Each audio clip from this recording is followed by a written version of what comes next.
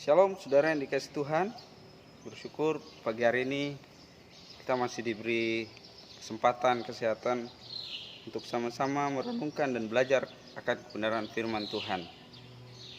Pagi hari ini juga saya berterima kasih kepada Pak Gembala yang telah memberikan kesempatan buat saya untuk berbagi kebenaran firman Tuhan. Dan pagi hari ini saya juga bersyukur firman Tuhan yang akan saya bagikan kepada jemaat yang dikasihi Tuhan adalah firman Tuhan yang juga memberkati saya. Sebelum kita mendengarkan firman Tuhan, mari kita berdoa. Tuhan, kami bersyukur untuk pagi hari ini atas berkat dan rahmat Tuhan, sehingga pagi hari ini kami boleh sama-sama belajar menikmati kebenaran firman Tuhan. Hati kami siap Tuhan untuk belajar, dan kami mau menjadi murid yang baik untuk menerima berkat firman Tuhan. Dalam nama Yesus kami berdoa. Haleluya. Amin.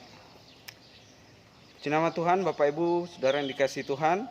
Pagi hari ini kita akan sama-sama melihat satu kebenaran firman Tuhan. Sebuah kisah yang menyatakan bahwa Tuhan kita Yesus Kristus ada di segala situasi kehidupan kita.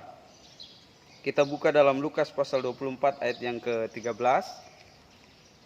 Dan puji nama Tuhan, pagi hari ini saya ada di GOR. Saya bersyukur bisa menikmati betapa indah alam di sekitar saya. Dan itu menandakan bahwa Tuhan Yesus baik bagi kita semua.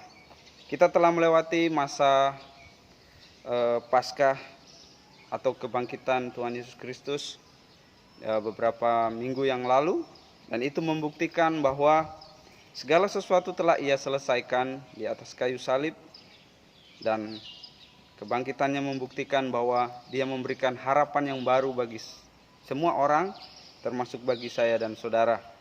Pagi hari ini sebuah kisah yang pernah juga beberapa bulan yang lalu atau tahun lalu saya membawakan renungan tentang perikop ini, tetapi hati saya tergerak untuk menyampaikannya melalui kebenaran firman Tuhan ini kembali, yaitu dengan perikop Yesus menampakkan diri di jalan menuju ke Emmaus. Saudara yang dikasihi Tuhan, Lukas 24 ayat 13-35. Di sini adalah sebuah kisah di mana ketika beberapa hari setelah peristiwa penyaliban Tuhan Yesus Kristus, di mana peristiwa yang menggemparkan seluruh Yerusalem, bahkan bangsa Israel, bahkan bangsa-bangsa di sekitarnya, di mana seorang tokoh atau Mesias yang begitu dikagumi oleh banyak orang dan pada akhirnya harus mati disiksa, disalibkan dengan cara yang sangat mengenaskan, tetapi dengan cara yang begitu mulia Dia bangkit dari antara orang mati, memberikan harapan yang baru bagi saya dan saudara. Di tengah-tengah masa sulit sekalipun, Yesus tetap ada untuk saya dan saudara. Ayat 13 di sini mengatakan bahwa pada hari itu juga dua orang dari murid Yesus pergi ke sebuah kampung bernama Emmaus, yang terletak kira-kira 7 mil jauhnya dari Yerusalem, dan mereka bercakap-cakap tentang segala sesuatu yang telah terjadi. Nah, saudara yang dikasihi Tuhan, Paskah atau identik dengan kebangkitan Kristus menunjukkan bahwa maut dan kuasa dosa telah dikalahkan dan orang-orang percaya seperti saya dan saudara mengalami kemenangan. Namun terkadang penderitaan dan persoalan itu menghalangi pandangan saya dan saudara, menghalangi pandangan iman kita kepada Tuhan, dan kita gagal memandang kepada Yesus sumber harapan yang terbesar dalam hidup kita, sehingga kita memilih jalan untuk menuju ke Emmaus. Nah, saudara yang dikasihi Tuhan, jika kita kembali kepada masa-masa sekarang ini, di mana kita menghadapi wabah pandemi COVID-19, tidak ada yang menyangka bahwa kita akan memasuki masa ini. Tetapi percayalah bahwa Yesus yang telah bangkit dari antara orang mati itu juga Yesus yang berkuasa untuk menolong kita melewati masa-masa yang sulit ini. Tetapi pertanyaannya, mengapa banyak orang-orang percaya, murid-murid Kristus atau orang-orang Kristen yang saat ini mengaku memiliki juru selamat yang besar, memilih jalan ke Emmaus. Nah, saudara yang dikasihi Tuhan, ada beberapa hal yang ingin saya sampaikan. Mengapa terkadang saya dan saudara ketika menghadapi masa sulit pandemi COVID-19, kita memilih jalan ke Emmaus, bukan menuju ke jalan kepada Yesus Kristus sumber segala damai sejahtera itu? Mengapa kita memilih jalan lain? Jalan Emmaus ini boleh saya umpamakan sebagai jalan kekecewaan, jalan keputusasaan. Nah, kenapa banyak orang Kristen di masa pandemi ini, bahkan mungkin saudara dan saya juga sedang menyusuri jalan ke Emmaus ini? Nah, saudara yang dikasihi Tuhan, ada beberapa hal yang saya peroleh dari ayat kebenaran firman Tuhan ini. Mengapa banyak orang Kristen memilih jalan ke Emmaus? Yang pertama adalah ada mentalitas iman yang cacat. Saudara yang dikasihi Tuhan, jika mentalitas iman kita cacat, maka kita tidak mampu memandang karya penebusan Yesus Kristus yang begitu besar. Bagi dunia itu, Yesus kalah di atas kayu salib. Bagi orang-orang yang tidak percaya, Yesus itu sedang mengalami kekalahan terbesar ketika ia disalibkan di atas kayu salib. Nah, saudara dikasihi Tuhan, terkadang kita memandang dengan logika manusia, bahwa ketika pertolongan itu tidak datang secara instan, maka kita menganggap bahwa tidak ada Tuhan dalam kehidupan ini. Nah, saudara yang dikasihi Tuhan, itulah yang digambarkan sebagai mentalitas iman yang cacat. Sebagai satu mental yang tidak sempurna di dalam keimanan kita, sehingga kita gagal memahami bahwa maut sebagai ketakutan manusia yang paling besar, Yesus telah kalahkan di atas kayu salib. Ketika ia bangkit, itu membuktikan bahwa masalah manusia yang paling besar Tuhan sudah bereskan. Masalah ketakutan manusia yang paling besar Yesus sudah bereskan, yaitu kematian. Jadi, jika saat ini saya dan saudara masih gagal untuk memahami betapa besar kuasa Tuhan, betapa besarnya Tuhan yang kita punya, yang kita imani di dalam Yesus Kristus, sehingga tidak ada lagi keraguan yang membuat kita gagal untuk memahami bahwa Yesus tetap ada dalam masa-masa sulit sekarang ini, bahwa Yesus ada sedang menolong dan menuntun saya dengan saudara dalam pandemi COVID-19 ini. Yang kedua adalah mengapa banyak orang percaya, orang Kristen itu memilih jalan ke Emmaus atau jalan keputusasaan atau jalan kekecewaan, karena ada cara pandang yang salah terhadap Yesus.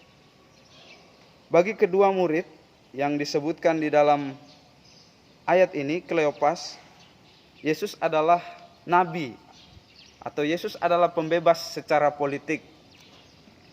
Dia tidak memahami Yesus secara rohani, bahwa misi kedatangannya adalah untuk menyelesaikan hubungan yang rusak antara Allah dan manusia, yang telah dirusak oleh manusia sejak zaman Adam dan Hawa. Nah, saudara yang dikasihi Tuhan, dia memahami bahwa Mesias itu datang akan berperang melawan bangsa penjajah, sehingga membebaskan bangsa Israel secara politik. Tetapi pemahaman itu sama sekali tidak benar. Cara pandang itu adalah cara pandang yang salah. Jadi Yesus datang itu untuk membebaskan saya dan saudara dari masalah terbesar yang manusia tidak bisa selesaikan, yaitu urusan dosa dan kematian.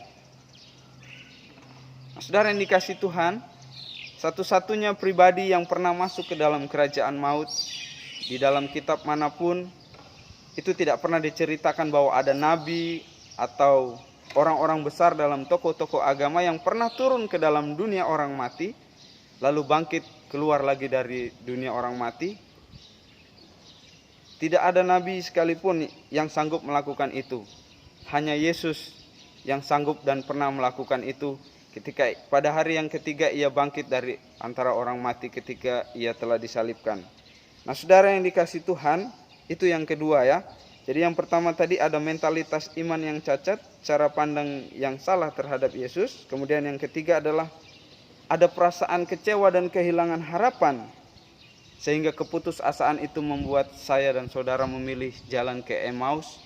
Bukan memilih jalan untuk tetap percaya kepada Tuhan yang besar itu, tetapi kita memilih jalan ke Emmaus, yaitu jalan keputusasaan, karena ada perasaan kecewa dan kehilangan harapan sehingga saya dan saudara merasa putus asa. Berapa lama lagi kita akan bertahan di rumah? Berapa lama lagi kita akan duduk di rumah? Berapa lama lagi kita tidak akan bisa bertemu dengan jemaat-jemaat yang dikasihi Tuhan? Berapa lama lagi kita tidak bisa melakukan kegiatan seperti biasanya sebelum corona ini menghampiri saya dan saudara? Tetapi saudara yang kasih Tuhan, perasaan kecewa itu seharusnya kita bisa hilangkan, atau harapan yang sudah mulai pudar itu bisa tumbuh kembali ketika kita melihat peristiwa ini.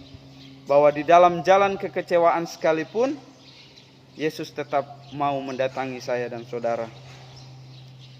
Yesus tetap mau datang kepada saya dan saudara lalu mengatakan dan bertanya pada ayat yang ke-17. Yesus berkata kepada mereka, apakah yang kamu percakapkan sementara kamu berjalan? Maka berhentilah mereka dengan muka yang muram. Nah saudara yang dikasihi Tuhan, ini menandakan bahwa ketika saya dan saudara mengalami masa yang sulit, Yesuslah sendiri yang memiliki inisiatif untuk mendatangi saya dan saudara. Mungkin saat ini dia sedang bertanya, apa yang sedang engkau alami, Amos? Apa yang engkau sedang alami, anakku? Tetapi mungkin hati kita, pikiran kita terlalu fokus kepada masalah bagaimana saya harus makan, bagaimana saya harus bayar listrik, bagaimana saya harus hidup sehari-hari karena pandemi COVID-19 ini. Nah saudara yang dikasihi Tuhan, saat ini Yesus yang sama sedang bertanya kepada saya dan saudara, apa yang sedang engkau pikirkan, apa yang sedang engkau percakapkan saat ini? Itu membuktikan bahwa dia Yesus yang sama 2000 tahun yang lalu sampai hari ini. Dia tetaplah Yesus yang penuh kasih dan penuh kepedulian kepada saya dan saudara. Nah saudara yang dikasihi Tuhan, jangan pernah meninggalkan sumber damai sejahtera itu, lalu kita memilih jalan menuju ke Emmaus. Jalan yang penuh kekecewaan, jalan yang penuh dengan putus harapan. Tetapi coba kita merenungkan sebentar, berdiam diri di hadapan Tuhan dan belajar mendengarkan apa yang Tuhan ingin katakan kepada saya dan saudara. Nah saudara yang dikasihi Tuhan, beberapa hari lalu kita telah melihat bukti kuasa Tuhan terhadap mertua saya, kepada Pak Gembala, kepada Kak Alan, Ibu Gembala, dan saya percaya juga Tuhan yang sama dengan kuasa yang sama juga akan menjamah adik kita Davina dan akan menyembuhkan dengan cara yang sama, dengan cara yang dahsyat dan heran, bahwa virus corona itu telah dikalahkan oleh kuasa Tuhan melalui saudara-saudara kita yang telah mengalami kesembuhan. Asalkan kita sebagai orang percaya tidak kehilangan harapan dan tidak putus harapan, dan kita tidak memilih jalan ke Emmaus, sehingga ketika Tuhan bertanya kita tidak dapat mendengarnya, tetapi kita memilih untuk tetap tinggal dalam damai sejahtera Allah, di dalam doa dan harapan yang sama dengan penuh keyakinan bahwa Yesus Kristuslah sumber harapan dan damai sejahtera kita. Jadi kiranya kebenaran firman Tuhan ini memberkati saya dan saudara, dan kita lihat ketika kita melihat, ketika hati kita terbuka dan mampu melihat Yesus, maka terbukalah ayat 31 mengatakan, ketika itu terbukalah mata mereka dan mereka pun mengenal dia, tetapi ia lenyap di tengah-tengah mereka. Ayat 32 kata mereka seorang kepada yang lain, bukankah hati kita berkobar-kobar ketika ia berbicara dengan kita di tengah jalan dan ketika ia menerangkan kitab suci kepada kita? Lalu bangunlah mereka dan terus kembali ke Yerusalem. Di situ mereka mendapati ke-11 murid itu, mereka sedang berkumpul bersama-sama dengan mereka. Jadi ketika kita mampu untuk duduk diam dan melihat Tuhan dalam kehidupan kita, maka hati kita akan berkobar-kobar dengan sukacita dan damai sejahtera yang baru dan harapan yang baru dari Tuhan, bahwa Tuhan akan menyelesaikan segala sesuatu yang telah Ia mulai, asalkan saya dan saudara mau tetap percaya kepadanya. Mari kita berdoa dan kiranya kebenaran firman Tuhan ini memberkati saya dan saudara pagi hari ini. Mari kita berdoa. Tuhan, kami bersyukur untuk pagi hari ini atas kebenaran firman Tuhan. Dan pagi hari ini kami belajar bahwa di tengah pandemi COVID-19 ini kami tetap percaya bahwa Engkau Yesus yang peduli, Engkau Yesus yang sama, yang telah mati di kayu salib dan bangkit dari antara kematian, adalah Yesus yang berkuasa, Yesus yang besar, yang akan mampu memberi kami damai sejahtera yang besar, sehingga kami mampu duduk diam, tenang di hadapan Tuhan, dan kami memiliki harapan yang baru bersama Tuhan.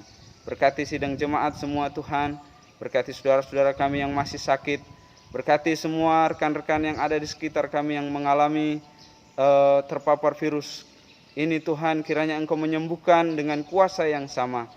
Karena kami percaya bahwa kuasa-Mu bukan hanya tertuju kepada kami saja, tetapi bagi semua orang yang mempercayai kepada Tuhan. Kau memberkati kami semua Tuhan, tolong kami untuk mampu melewati masa pandemi COVID-19 ini, sehingga ketika masa ini berlalu, kami tahu bahwa tangan Tuhan tidak pernah meninggalkan kami. Terima kasih Tuhan, dalam nama Yesus kami berdoa, haleluya, amin. Shalom, selamat hari Minggu, Tuhan Yesus memberkati kita semua.